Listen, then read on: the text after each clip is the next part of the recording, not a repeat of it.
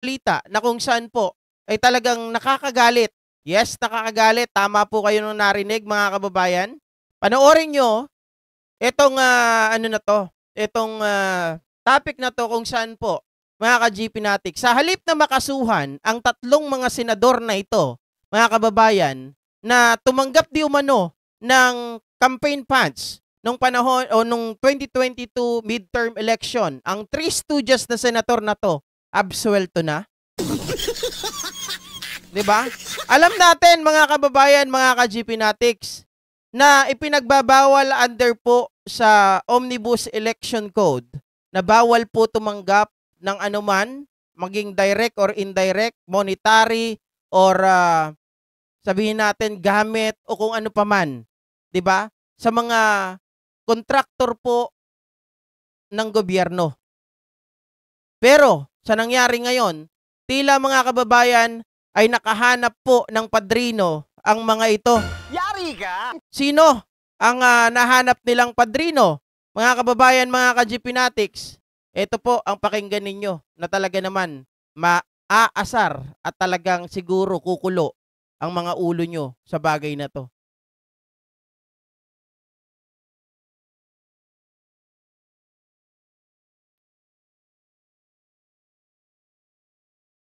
Mga nakaupo na senador, ang sabi natin, mga contributors, donors na mga kumandidato sa national position.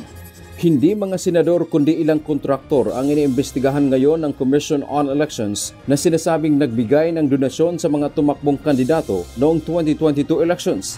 Nadiskubre ito. Okay, tingnan nyo yung title, mga kababayan, mga ka-GP Natics. Alisin muna kita dyan, Mama Alin Arcenas, ha. Kung titingnan nyo po, mga ka-GP Natics, ang title neto, maging sa tabloid or maging sa newspaper at sa mga SOCMED, mga kababayan, maging sa mga mainstream media, dito ko na lang ipapakita, hindi na dun sa ano.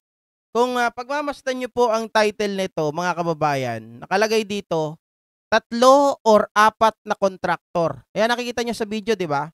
3 or 4 na kontraktor iniimbestigahan ng COMELEC dahil sa pagbibigay ng donasyon sa kumakandidato. Nakita nyo ba kung paano po inilagay yung title, mga kababayan? Hindi po mga senador ang iniimbestigahan ng mga to. Bagkus, parang nagkaroon ng plot, parang nagkaroon ng twist na hindi natin inaasahan. Iniba ni George Garcia, mga kababayan, na marami pong tumututol na nagsasabi, bakit ganon? Nagbibigay ka kaagad ng pahayag. Samantalang nag-iimbestiga ka. Wala ka pa sa level ng mga senador sa pag-iimbestiga mo. Nandito ka pa lang sa mga kontraktor pero nagbibigay ka na kaagad ng pahayag sa mga bagay na ito. Kung ano ang pwede nilang, parang nagbigay siya ng hint, mga kababayan, kung ano ang pwedeng gawin ng mga senador natin para makaligtas dito sa anomalya na nangyayari nung halalan or nung nakaraang halalan po. Oops. Ala, nangyari. Bumaliktad. Sorry. Napindot. Langiya.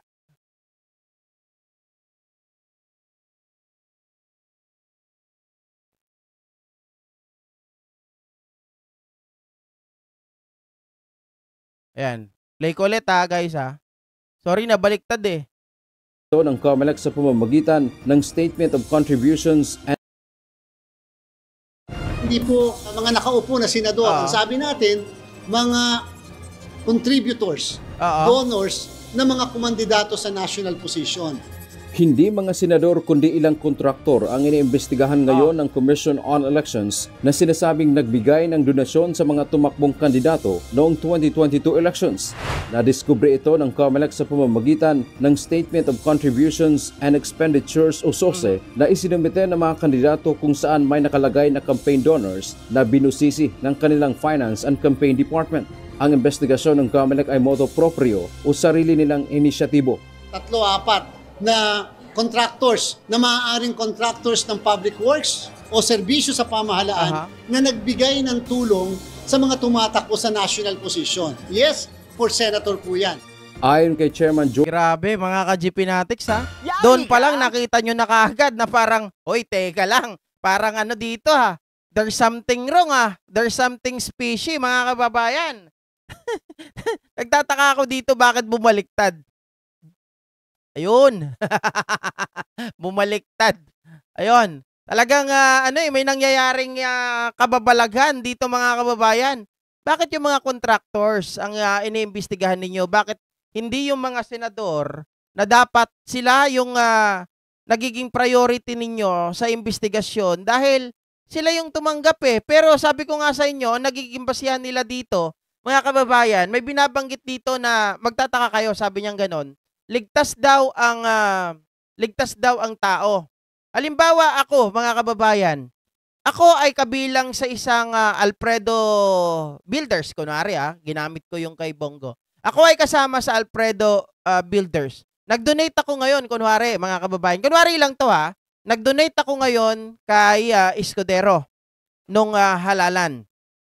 Tapos ngayon, nung nag-donate ako kay Escudero nung halalan, mga kababayan, ano daw ba yung pangalan na inilagay doon ng pagdo-donate? Ito ba ay nasa pangalan ko or nasa pangalan ng Alfredo Builders? Kapag sinabi na nasa pangalan ng Alfredo Builders at ang Alfredo Builders ay isang lehitimo na kontraktor ng pamahalaan, bawal daw yon.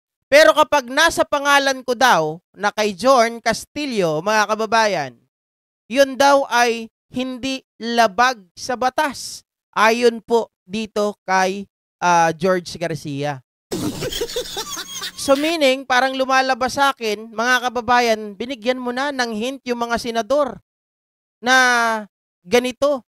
Ang gagawin lang nila ilagay sa pangalan nila. Dahil hindi, kahit sabihin mo na meron silang ambag or kasali sila, mga kababayan, doon sa Alfredo Builders, ay hindi mo pwedeng matanggal ang senador na yon dahil ang nagbigay naman sa kanya ay tao. Ang tao ay hiwalay daw po doon sa pangalan ng contractors. Mga kababayan, ganun ang sinasabi dito ni George Garcia. Again, example lamang yung Alfredo Builders wala lang akong maisip na na pangalan ng company. Yun lang yung naisip ko kanina. George Erwin Garcia sa Section 95C ng Omnibus Election Code, bawal ang pagbibigay ng donasyon mula sa natural o juridical persons o mga kumpanya, korporasyon na may kontrata o kontratista sa pamahalaan. Okay. Ibig sabihin, hindi sakop dito ang isang donor na wala namang kontrata sa gobyerno. Nilinaw naman ng komisyon, hindi pa nila masabi ang pananagutan ng mga kandidato na tumanggap ng donasyon. Pero inyo mga kababayan, hindi pa raw nila masasabi kung may pananagutan, pero nagbigay ka na ng paunang pahayag na ang isang tao, kung siya ay nagbigay, halimbawa, siya ay nagbigay ng pera or nag-donate sa isang politiko, pero kasama rin siya doon sa isang kontraktor ng ating pamahalaan, ay hindi raw pwedeng kasuhan, mga kababayan. Hindi raw matatanggal o hindi madidisqualify yung politiko na tumanggap. Dahil ang nagbigay lang naman daw ay yung tao. Mga kababayan, hindi daw yung builders or company or contractor na mayroon pong kontrata sa gobyerno. Patay tayo dyan. Tapos sasabihin mo, mga kababayan, ay hindi pa nila matukoy o hindi pa nila masasabi kung may pananagutan. Rating ko sa part na to. Ng komisyon, hindi pa nila masabi ang pananagutan ng mga kandidato na tumanggap ng donasyon. Ang pinagbabawal doon at ang pwedeng maparusahan ay yung mismong nagbigay na kontraktor na nangungontrata sa pamahalaan. Kung mismo yung binigyan na tumatakbo ay liable, hindi pa po namin yan nadidiscuss at wala pa po kami sa puntong yan. Makikipag-ugnayan ang poll body sa Department of Public Works and Highways para maberipika kung talagang may pinasok na kontrata ang mga ito sa gobyerno. Siyempre, hindi pa po kaagad dapat mag-conclude ang COMELEC doon. Kinakailangan... yun dapat pa sinabi mo na, hindi dapat mag-conclude pero nagbigay ka na ng paunang pahayag mo. Alam nyo, dapat hindi yan kaagad-agad. Kasi kayo, masyado kayong mga bida-bida eh. Diba? Hayaan nyo muna yung mga pag-iimbestiga na mangyari, hindi yung pinapangunahan ninyo kaagad. Parang sabi ko nga mga kababayan, hayaan natin na mag-isip sila. kung ano yung mga gagawin nilang remedyo. Bakit dito sa mga pahayag ninyo parang sinasabi niyo, "Hoy, ganito gawin niyo ha para hindi kayo ma-expose. Ganito para maligtas kayo at kayo ay makalusot sa iskandalo na ito." Kumpirma namin, marapat at kung sila man ay public works contractor halimbawa or service contractor. Sa ilalim ng Omnibus Election Code ay hindi lamang kandidato ang maparurusahan kundi sibilyan o kumpanya na lumabag sa mga alituntunin na nakasaad dito. Sabi ni Ma'am Chanel Paris, pera-pera, GP. Yari ka! Ako ay naniniwala dyan, mga kababayan. Ibang klase talaga pag pera po ang kumilos. Talagang ang pera pag kumilos, mga kababayan, nababaliktad nito ang tama ay nagiging mali. 'Di ba? Ganyan lang naman 'yan eh. At ang tao na nananahimik, nakakapagsalita. Ang nakakapagsalita ay tumatahimik. Kapag hindi ka sumunod, minsan ang tao na tahimik at nagsasalita, minsan nagiging 6 feet below the ground. Yari ka! 'Di ba? Oh. Butas din ang batas kay Garcia, correct? Mga kababayan, nagets nyo yung point dito na pinapakita parang sinabi na kagad nila, mga kababayan, na ay, hindi nyo mapapatanggal si Escudero, hindi nyo mapapatanggal si Villanueva, hindi nyo mapapatanggal si Bongo, hindi nyo mapapatanggal etong sino pa ba? Mga kababayan, yung mga nakatanggap daw di umano, si Villanueva, 'di ba? Parang ganun. Hindi lang diniretsa pero madali namang madali namang intindihin eh. Sinabi na nga eh. Mga kababayan, hindi raw mapaparusahan ang isang politiko na tumanggap sa isang tao. Kahit ng isang taong ito ay parte or sabihin natin siya po ay merong share doon sa kumpanya na may kontrata sa gobyerno. Kasi sabi niyang ganon, mga kababayan, ang tao ay iba naman sa korporasyon. Patay tayo dyan. So makakapagtago tayo sa batas pala na yun. Mga kababayan, paano JP? Paano nangyari? Halimbawa ako, ganito, mga kababayan. Ganito lang gagawin ko para mapagtakpan yan. Paano? Ulitin ko, mga kababayan. Halimbawa ako. 'Di ba? Meron ako ngayon korporasyon. May kontrata tayo sa gobyerno. Okay, so maliwanag under ng Omnibus Election Code.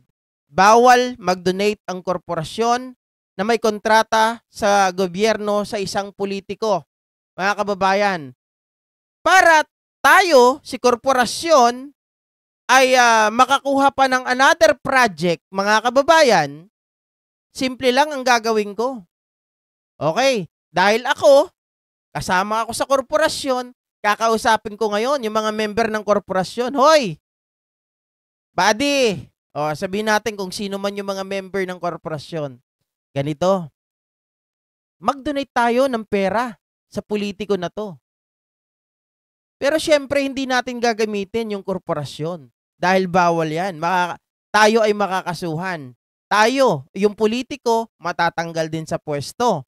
Ang gawin natin, bigay nyo sa akin yung pera na ipando-donate. Ako na lang ang magbibigay dun sa politiko. Pero syempre, sasabihin ko, donation by. 'Di ba? Donation by Jorn Castillo.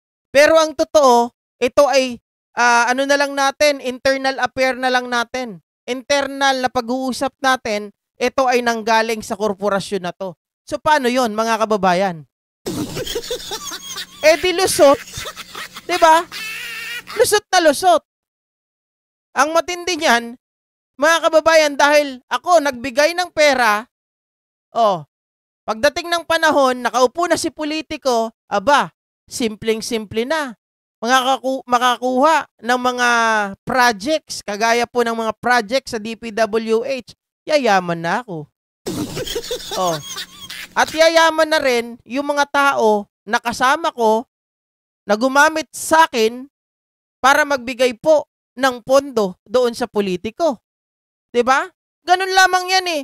Magkakaroon lang ng layer by layer para hindi ka agad makapunta doon sa isang makasuhan yung politiko at the same time yung korporasyon. Kumbaga mga kababayan, yung layer na yan lang ang nagtatakip. 'Di ba? Para hindi po ma-hold accountable yung korporasyon. Kaya yan ang nangyayari dyan sa atin eh. Yung mga paliwanag ni Villanueva, hindi po ako naglalabi.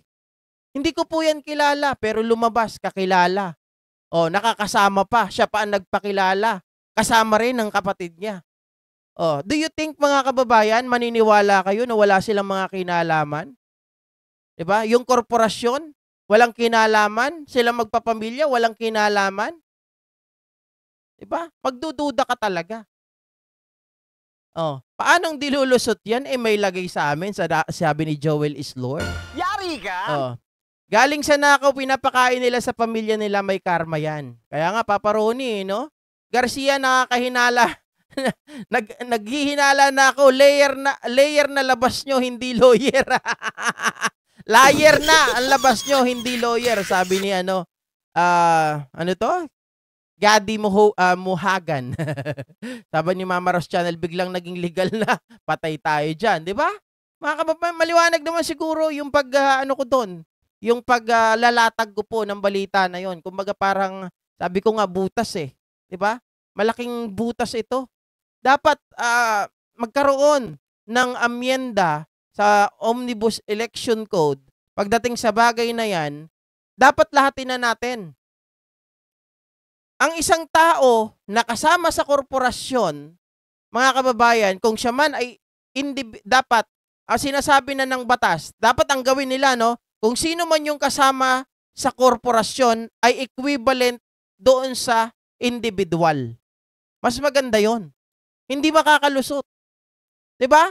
Kasi sabi ko kanina, gagamitin lang naman ng korporasyon para hindi po makasuhan yung korporasyon na may kontrata sa gobyerno. Lalabas lang yung member ng korporasyon na yan. Sige, ako na lang. Kasi ako as individual ay hindi naman ako, hiwalay naman ako sa korporasyon. Patay tayo dyan. Dapat gawin, iisa na lang. Co-equal. Pag ikaw ay member ng korporasyon, dapat mga kababayan, yun ay nangangahulugan din na kapag ikaw ay naging individual, dahil kasama ko sa korporasyon, parehas lang sana ang bilang. 'Di ba? Or parehas ang pagtingin. Garcia talagang suspicious yan. Innocentity. Playing innocent. 'Di ba? Magkano kay Amy? Hindi natin alam, mga kababayan. Mukhang dumadami na ang may impeach. Ang problema, mga kababayan, ang mga senador, hindi sila impeachable official. Okay? Maliwanag, Mama Marlene Valencia, dapat hindi lang kontraktor or korporasyon ang mapanagot dyan. Dapat pareha silang mapanagot at makulong dahil pareha silang nakinabang sa pera ng taong bayan. Kaya nga po may butas talaga yung ating batas. Sabi ko nga change na, cha-cha, di ba? Dapat mabago na talaga ang Constitution. Dadating ang araw, may karma ka din, George Garcia, pinagtatakpan mo pa mga senatong na yan, halata ka naman masyado sa katwiran mo. Okay? So, ayan mga kababayan, ligtas yung tatlong senador. Kaya kung meron kayo nakikita na dyan, lagot na, yari na si Villanueva, yari na si Escudero, yari na si Bongo, mga kababayan. Naku po, eto na. Not unless, mga kababayan, magbago yung statement or yung pahayag ni Garcia dyan kapag nandun na sila sa level ng mga senador. Pero ngayon pa lang, nakita ko na na parang pinutol na nila yung agam-agam na kumbaga yung mga umaasa na makakasuhan si Villanueva, si Bongo, sila Escudero, parang pinutol niya na yung umaasa. Na parang sinabi niya, eto, period. Hindi makakasuhan yung mga yan. Patay tayo. Yari ka! Sabi ni Ma'am Lilibet, yan ang mahirap sa atin. Pinapalusot nila kahit harap-harapan na ang panggagago ng mga politiko. Ito nga, sobra. Nakikita natin, ang mga politiko, milyones, daang-daang milyon, bilyones, ang mga ninanakaw na pondo, kaban ng bayan, pero hindi nakukulong. Hindi napaparusahan. 'Di ba? Kaya patuloy ang kanilang pagnanakaw. Pero yung nagnakaw ng mangga, kulong. mga kababayan, mangga na sarili niya pang tanim, na itanim nga lang niya doon sa bakuran ng kapitbahay. Tapos kumuha lang siya ng ilang pirasong mangga, pero kulong.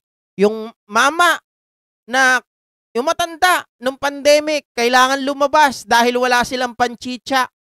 Mga kababayan, anak ng baka kulong, 'di ba? At marami pang iba. Pero yung mga magnanakaw, bilyones, daang-daang milyon, ang mga ninanakaw sa kaban ng bayan, umahalakhak. Yari ka! 'Di ba? Oh, sabi ni Ma'am Imelda Karanagan, archive lahat ng mga kaso. Oy, Shiro! Shoutout sa iyo ha. Si Shiro ba to? Ang dakilang moderator ng lahat. Sabi ni Benny Reyes,